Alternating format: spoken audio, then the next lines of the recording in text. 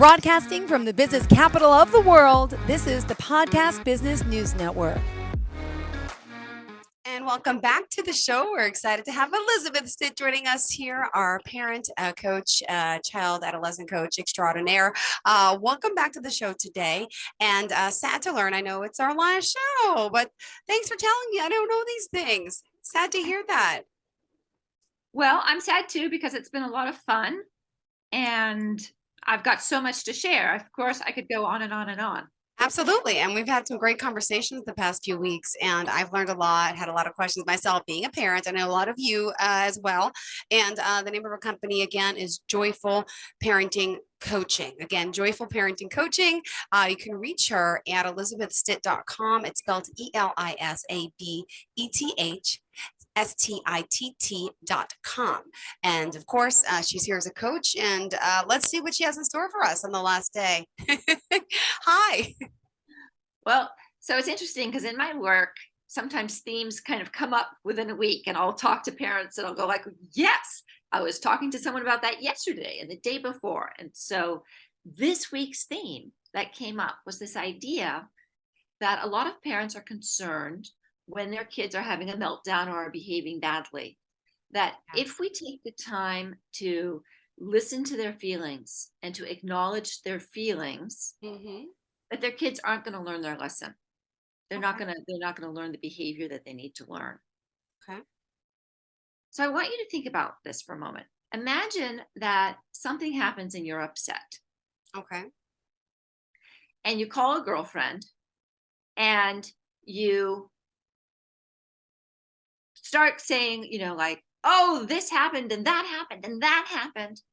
And you're feeling, and you're not being super nice about it. You're being pretty snarky and pretty whiny and complaining about it. Right? Like you've gotten yourself, you're really worked up, and she interrupts you and goes like, come on, Jill. You know better than that. You know that guy's a jerk. You know he's going to behave that way. Why do you get your panties in a twist? You need to just calm down and, do the right thing. Is that going to make you feel better? No, it makes me feel worse. Actually. It is going to make you feel worse, right? Yeah. Oh, yeah. Is it going to call forth your most reasonable and calm and best self? Probably not. We are going to go the other direction, right? Yeah, totally. You'll even snarkier, even meaner. Your language is going to go out the window. And our kids are just the same way. Imagine, on the other hand, that you call your friend and you're in this really pissy mood and you're complaining and you're getting mad and you're going this, that, and the other. And your friend goes, oh, Jill, that is so hard. I know that guy is so unreasonable. You've had to put up with so much. Oh gosh, I wish that hadn't happened today. You're going to eventually, you're going to bring yourself down. And you're going to run out of steam. And when you finally run out of steam, then you're probably going to be, well, okay, I kind of provoked him, or yeah, I said some stuff I shouldn't have said. And you're going to start owning the parts of the conflict that are on you. Because you felt acknowledged. You felt seen, heard, and understood. Yeah. So now imagine doing that with your kid. Yeah. Right. So do your kids still have tantrums and meltdowns? Yes. Yeah. They're 5 turning 6 this week and 8. Yes. The 5-year-old. Yeah. Yeah. Okay. Yes. So what's a typical meltdown there? Oh my God. It's almost every day. It's screaming, crying, whining because he's not getting what he wants within screaming like this. And I'm like, what is my God? Why can't you just talk to me? It's stressed out. If he can't find his blanket, if he can't find his water bottle, it's and he gets really high pitched and whiny. We call him the whiner, which is sad. He has a nickname, but he can never just say, "Hey, mommy, I can't find my blanket. Have you seen it? Could you help me look for it?" It's, oh my God! And it becomes this high pitched whiny thing, which is really funny, but I shouldn't laugh, but I do. Yeah, it's very Okay. impulsive. All right. So I invite you to give up the nickname, Whiner. Okay. right? And I invite you to really hold space for his level of frustration Yeah. and his need to be able to find things more quickly and to feel in control. Yeah. And know, and I want, everybody out there listening to know that we are all a little post-COVID traumatized, which means our ability to roll with the punches is not, especially little kids, has not developed along the same lines. Okay. Right? Because they've had so much more stress in their young lives. They've had to be so flexible, right? They've had to live with so much uncertainty, as have we. Wow. That it's okay. Yeah. So I'm going to say this again, okay. Yep. right? Parents are afraid that if we are empathetic, that kids won't change their behavior. Okay.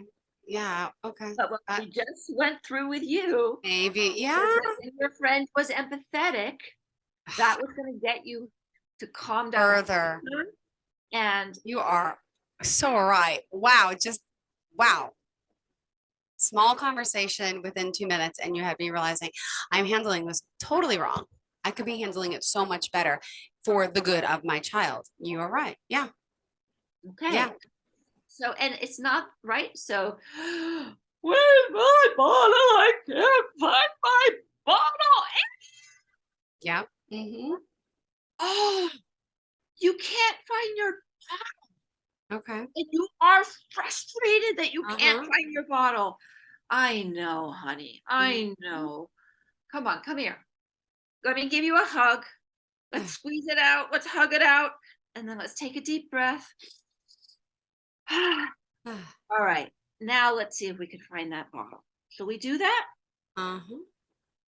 Okay. So now instead of having a screaming Mimi in front of you where, you are feeling energy against and frustrated and your own blood pressure is going up because screaming is so unpleasant.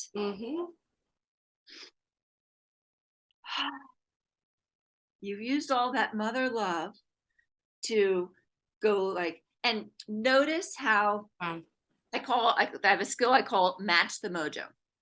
Okay. Right. So we don't want to scream at the level a child is screaming, but so we don't want to match them head on, but we want to come underneath their level because we want them to get that we really see how upset they are. We get it. You're so frustrated right now. You can't find your bottle. And that's really, really hard. So do you see how 3, 2, 1, I brought it down. If I just come in at 1, then they don't feel like we get it. No, you're right. Like if you're just Mary Poppins, like you lost your bottle, then it feels like, yes, I lost my bottle. You. But if we come in with a little bit of energy up here, like them, and relate. Oh my goodness, I can't believe you can't find it. Yeah. Oh, okay. Right. And then calm him down. Okay. And then you come down. Now you can be really present with it. Okay. It's okay to give hugs and kisses. And then we're going to go look for that bottle. Now, in that case, that's not even really a discipline issue, right? Because it's just frustration at losing a bottle. And he always says that word. I'm frustrated. I'm so frustrated. He at 5, I can't believe he knows that word. He's a lot of anxiety, I believe. I know. And he always uses that word. I'm frustrated. Mom, I'm just frustrated. And he does this thing as if he's an adult. And I'm like, where did he get that from? Do I do that? And is he mimicking me? I'm like, well, not that I'm frustrated, but yeah, I do get overly excited, which you also have to be aware of as a parent because everything trickles off of you to them. And that's true. And some of us are just more excitable, right? Like some of us are a little bit loud. We live, I'm shy. Can't you see that? Like we're out there, right? And that's our personality. But we can start there and then we can modify it down. Yeah. And still be true and authentic to ourselves and our style. What we can really do is translate it to just a lot of warmth and playfulness, because that's going to help relieve that tension and that anxiety. Yeah. And, brain science, we've got our amygdala, that's our feeling center, and we've got our prefrontal cortex that's up by our forehead, and that's our thinking center. And when the amygdala is going warning, warning, warning, the prefrontal cortex cannot function. So what we want to come in and do is to help calm that amygdala. And then when we say, where do we think your bottle could be? Yeah. Then they're in flow and they're feeling safe and secure, and they can actually look around and see like, oh, it's over there. True, exactly. All right, good to know. I also have the same issue with my older son when it comes to homework.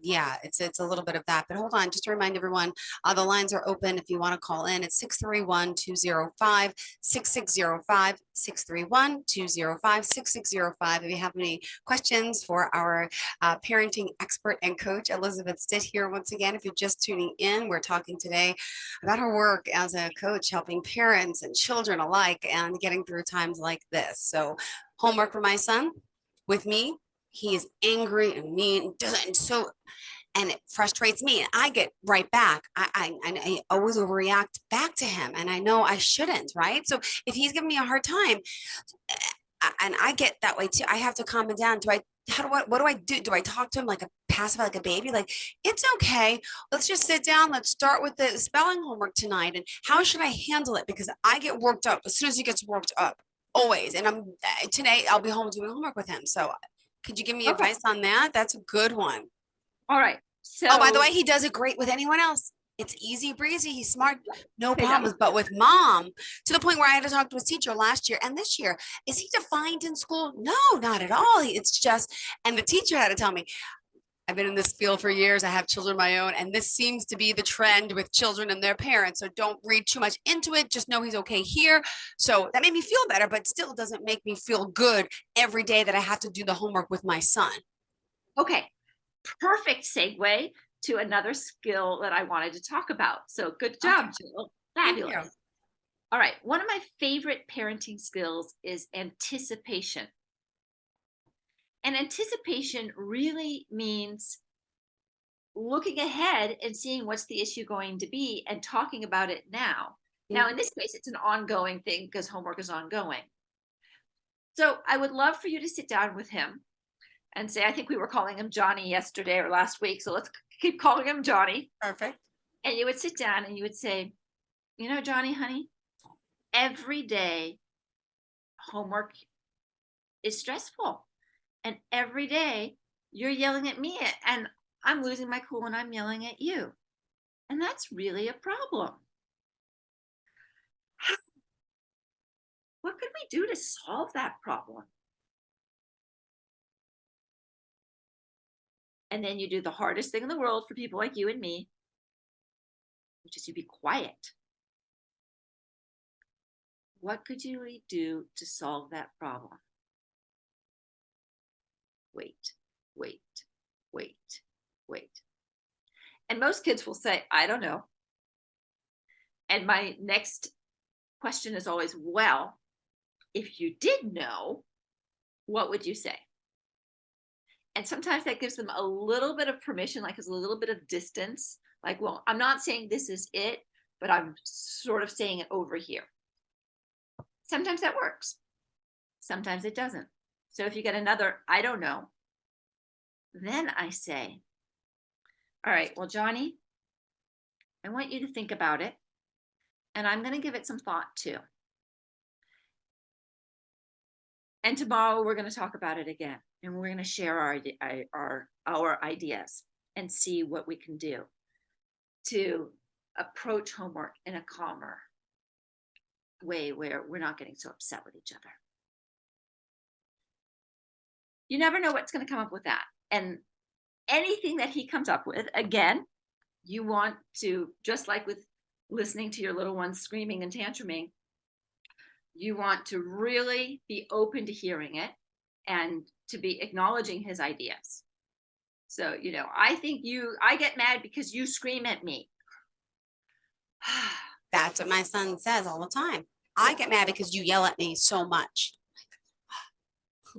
Okay, so part of the problem, Johnny, is that I yell so much. So,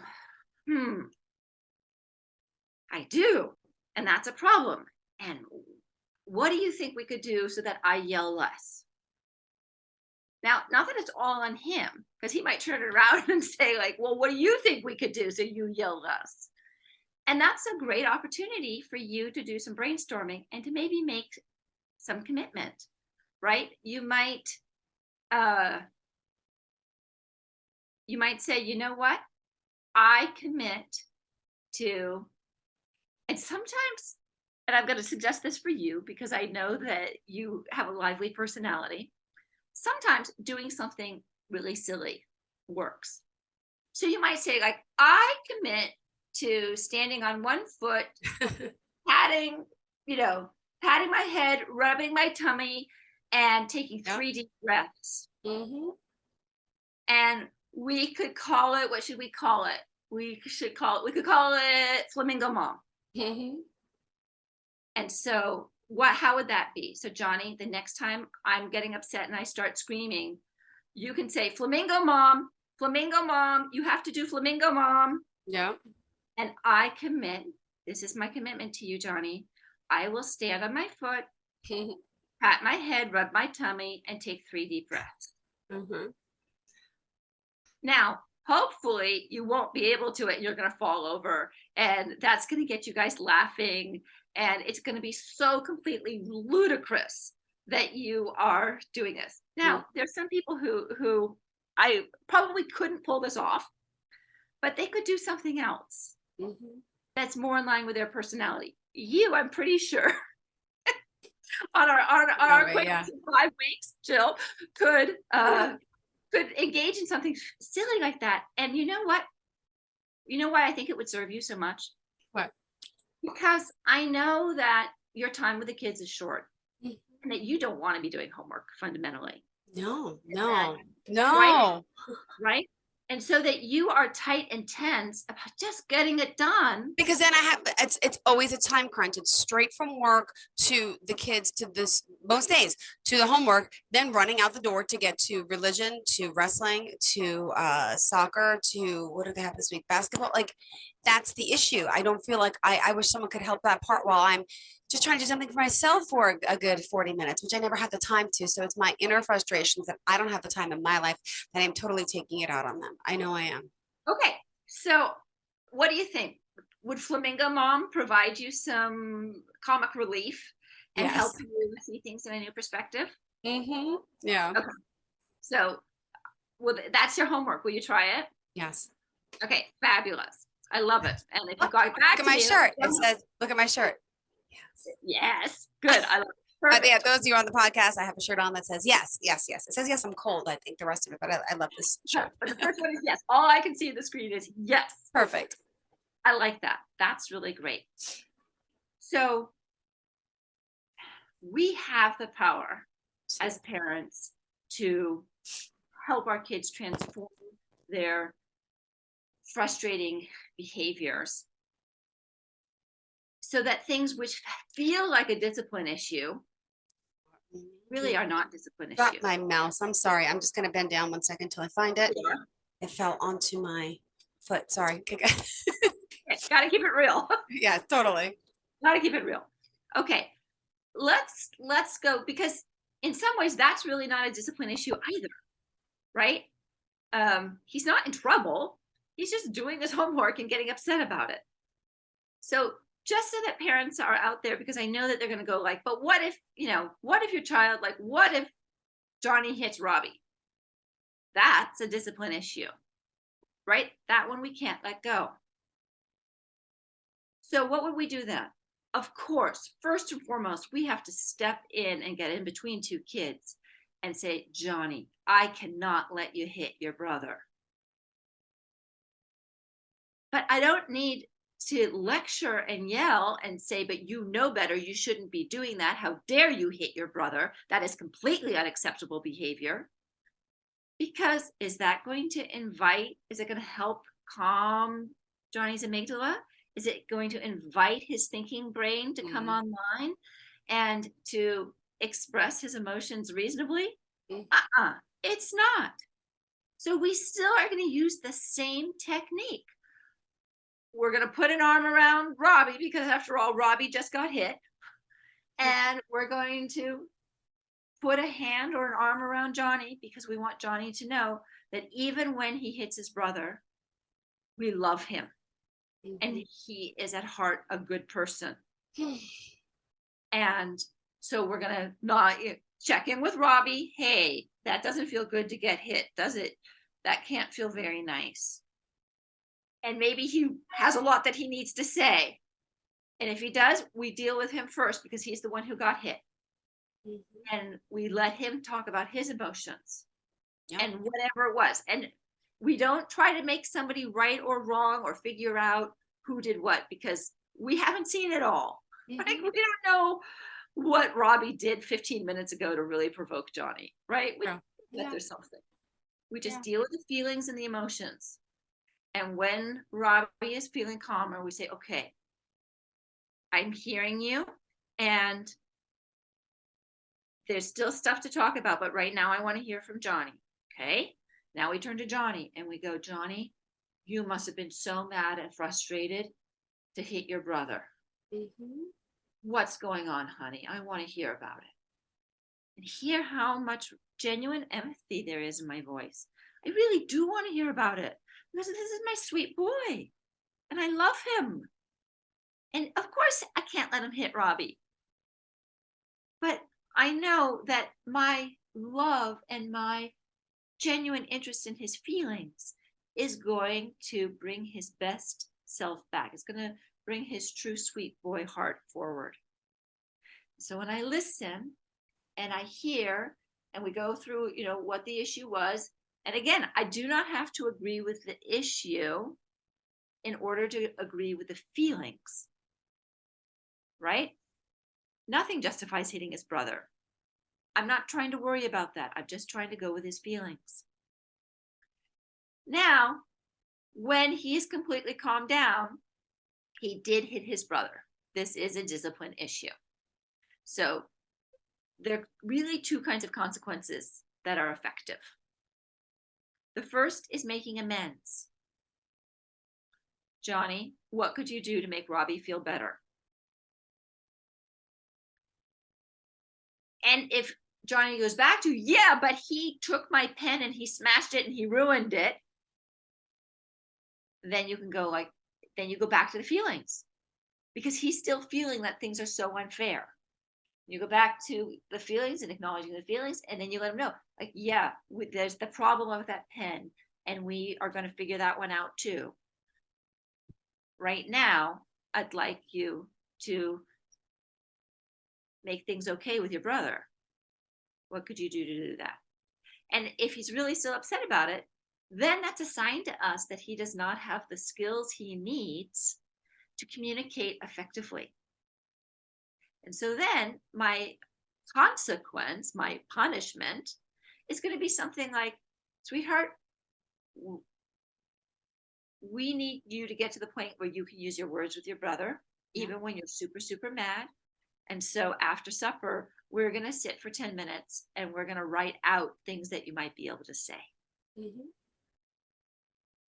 So in that way, I'm anticipating and I'm giving skills. I'm still staying present with emotion. Okay, we're going to say it one more time. If it's okay to express your empathy and to acknowledge your children's big feelings. You don't have to worry that they're not going to learn their lesson. There is space for that.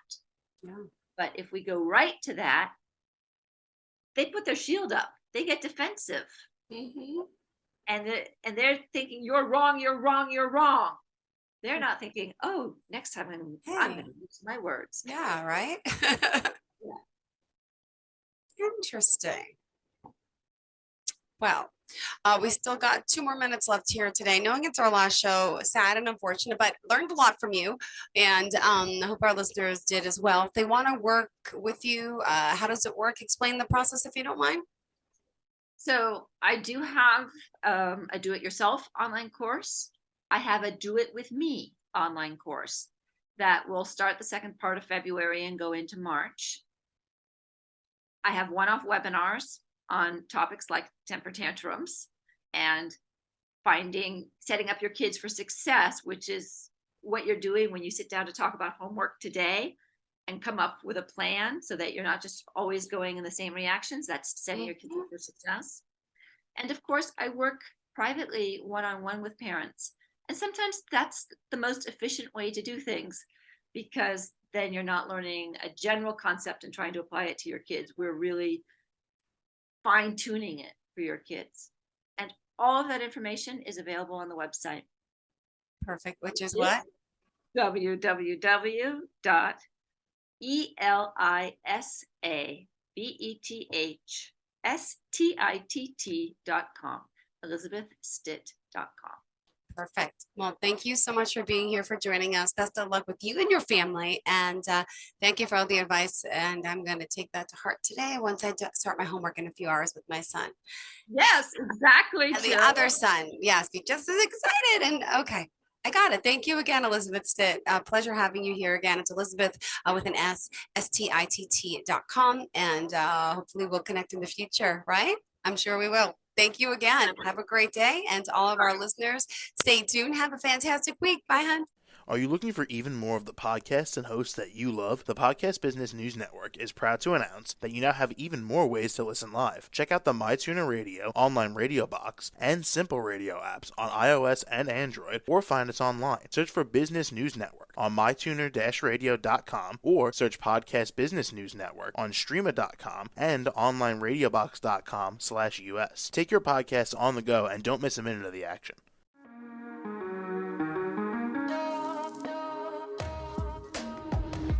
Broadcasting from the business capital of the world, this is the Podcast Business News Network. For nearly 2,000 severely injured veterans, everyday life has become filled with barriers. Day-to-day simple tasks can become pretty daunting. I have to carry my chair up 2 flights of steps or have somebody do it for me. What scares me the most is just the falling. When I'm struggling with my house, I think, to have that one great barrier just knocked down, it's crucial. Home for Our Troops is a wonderful nonprofit that builds a mortgage-free, fully adaptive, handicap-accessible house. And there's no catch. It'll be our very first home that we've ever owned. This is a game changer. This is where your life begins again. We need you to join us in completing this important mission. Please visit hfotusa.org and help build homes and rebuild lives. Because of you, everything's going to be okay.